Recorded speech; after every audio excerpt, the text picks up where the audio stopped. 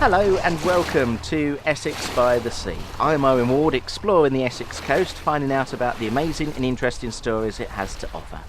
Now, let me ask you a question. How much of the maritime heritage of Rowhedge do you actually know about?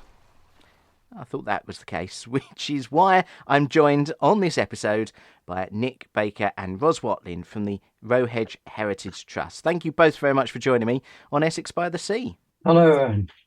Hi. Both of you, thank you so much for joining me. Nick, let me just start with you and start by asking you as to why the Heritage Trust was actually formed in the first place. Well, first of all, Rowhedge comes from a very interesting history of fishing, yachting and shipbuilding. So it has a maritime history which was just ebbing away. And in the 60s, the shipyard closed and really all the fishing fleet had gone and there was no yachting. And it was all just dribbling away and dependent on people's memories.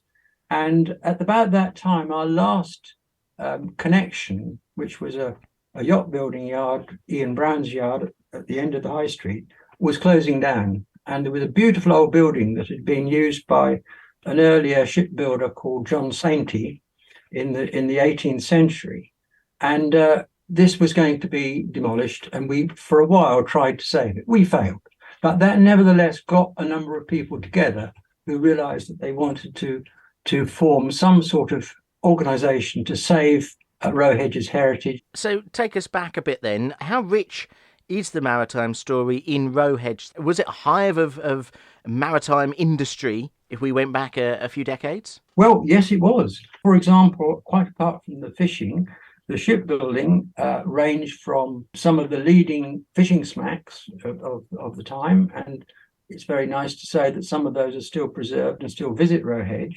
But later, say in the last century now, in the 20th century, there were ships being built here. It might surprise people. We don't think of Essex as a shipbuilding area, but there were ships being built as large as 180 feet long, big 500-ton ships, steel ships, and as small as 16 feet long, which we in fact, one example we actually have, and that's a wooden sailing dinghy. So although it was called Rowhedge Ironworks, it actually built a huge range of vessels. So yes, we do have another part of the heritage, of course, is the yachting, because the skillful fishermen who put to sea in dreadful weather in the winter, their skills that they developed for survival in terms of at sea and also earning a living, were in great demand by the gentry when it came to racing their yachts in the summer.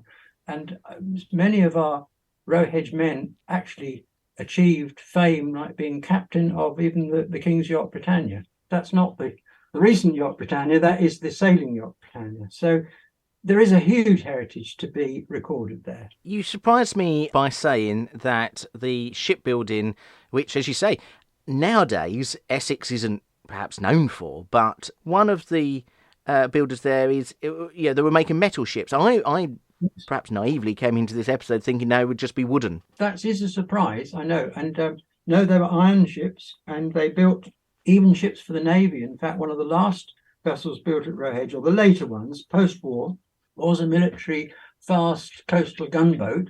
And if you looked at it, you'd say it was a warship. And I presume then that when we think of shipbuilding, there will be the yard where the ship, the boat is physically constructed, but there would be industry supporting that process. There were shoemakers at the end of the 19th century, weren't there? But I think the main thing about it was that the village was almost the shipyard. It was, yes. Because the ships were being built either end of the high street, and the high street runs along the river, and the men would go backwards and forwards from one end of High Street to another. Sometimes boats were pulled along the high street, or bits of machinery.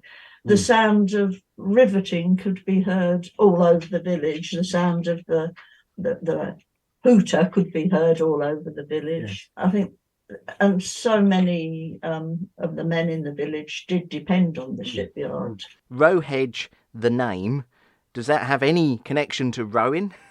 No, it's according to my research, it comes from rough hay, which just means a rough piece of ground, and I think that goes back to 13 something or other. So no, it's nothing to do with rowing to the edge or hedge row. It has been said that it's been called rough edge, and it's because we're the rough edge of the river, and the Wivenhoe people thought they're a bit more refined. But there have been various myths that circulate in the local pubs about why we're called Rowhedge. Quite a lot of banter between the two. Rowhedge then, today, as I say, in a previous episode, which you can go back and listen to, when I went out on the river with the Wivgigs rowing team, we did row past Rowhedge, and it is a very nice village to look at from the river. I'm sure it's very nice. I've not actually been into the village personally myself yet, but today, how much of that heritage is still visible? If somebody, as you say, was to perhaps go down the high street today in Rowhedge, is there anything that they could see? The buildings are there. And of course, the nice thing is that the photographs that we have and sometimes exhibit show the old buildings. And of course, people can place themselves relative to those, and features like the ferry hard, which is still there, and so on. But of course, all of the actual industry of the place has gone, and the shipyards have gone. We do actually have one remaining boat builder, a wooden boat builder, very, very one good boat builder who builds beautiful wooden boats. But of course, the actual shipbuilding has gone. The fishing fleet have gone. We don't have any active fishing smacks. And there is nobody other than a few amateurs doing any yachting. So that part of the heritage has gone. And I suppose that's why we feel, I think often when people are standing out on the quay, they don't realise that even 50 years ago, just about, no, let's go back 60 years ago, there'd have been a ship being built where they're standing. And I think that really, we need to tell people about that and to try and recreate some of the excitement and pride that Rowhedge must have had.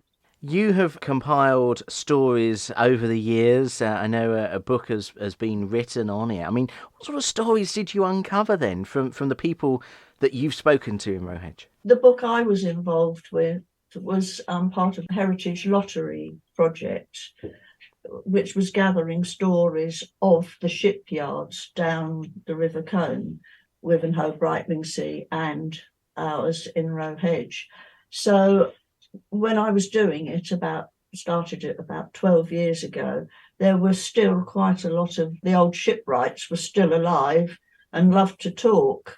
So I got lots of stories of what conditions were like in the shipyard, how they had to eat their lunch sitting next to the latrines, and no health and safety in those days.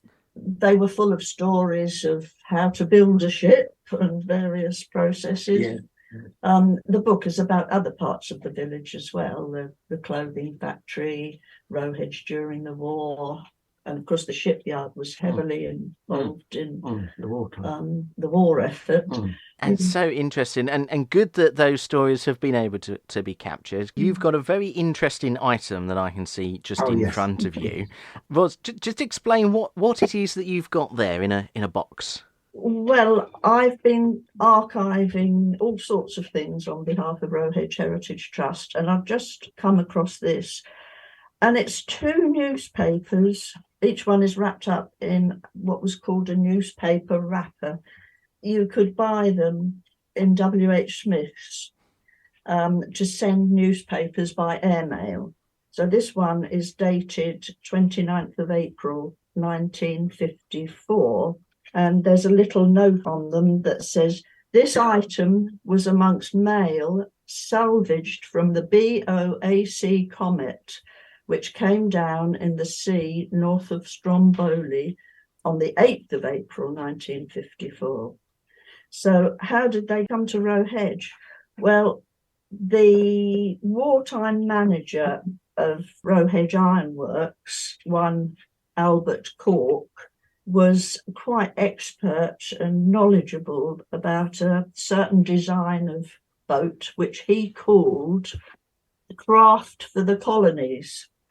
Now, these Craft for the Colonies were stern-wheel boats built in steel, designed to go inland in foreign parts. They had to travel across the land until they reached whichever lake, In river. parts, in little bits. So they were built in Rowhedge. They were bolted together. Some of the riveting was done.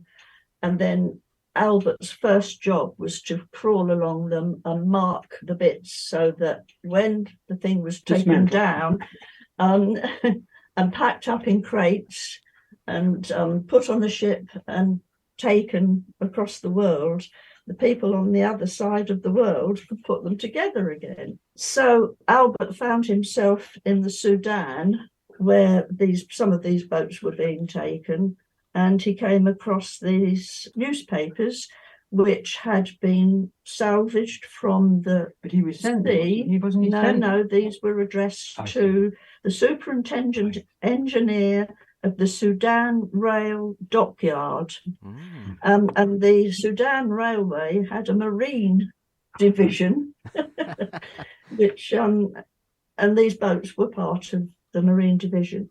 So Albert salvaged these 2 newspapers, brought them home with him to Rowhedge, and were given them by his widow because they thought somebody would be interested in them. And I found them very interesting because I've researched the plane crash and all sorts of things.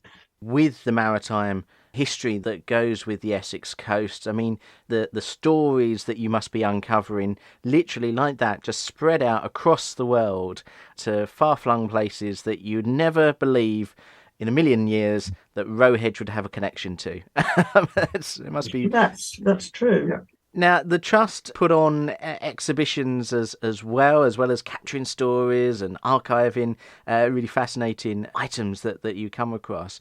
Nick, tell us about the exhibitions that the Trust put on, because there's one in particular about a boat manufacturer. Yes, well, the boat manufacturer will be the Rowhedge Ironworks, which was the biggest shipyard, not necessarily the most famous or distinguished, but probably, there were earlier shipbuilders who were very distinguished in that they built very successful yachts and very successful fishing smacks. For example, Harris is a name that is famous in Rowhedge.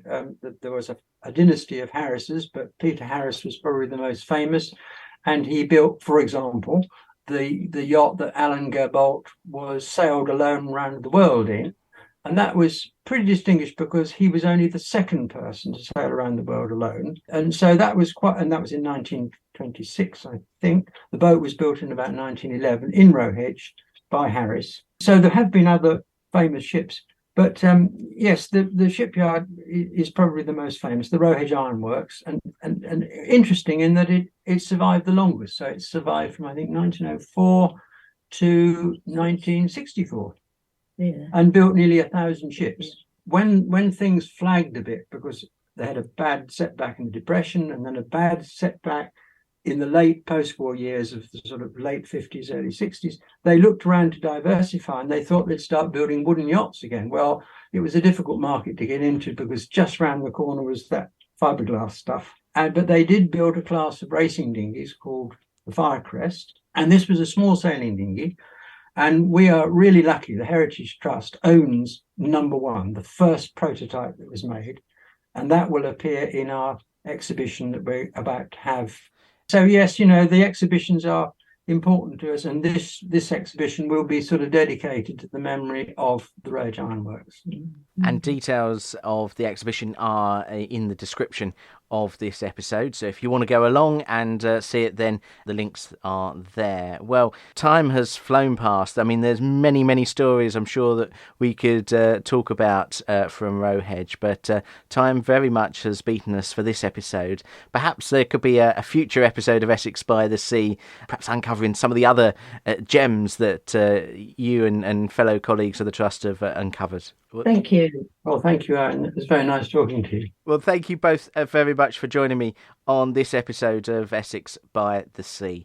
Now, if you enjoy listening to the podcast, which I do hope that you do, you can support the production of it by making a little donation on my Ko-fi page. A link to that can be found in the description. Thank you very much. So until the next episode, thanks very much for listening.